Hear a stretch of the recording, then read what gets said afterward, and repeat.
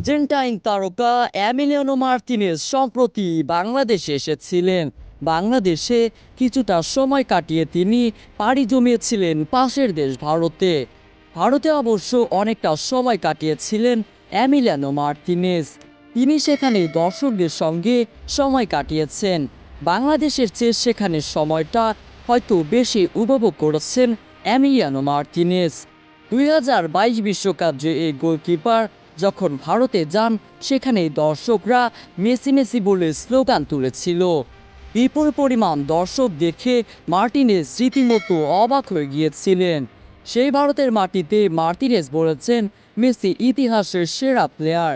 ভবিষ্যতে মেসির মতো আর কোনো প্লেয়ার আসবে না, তার মতো হওয়া অনেক কঠিন।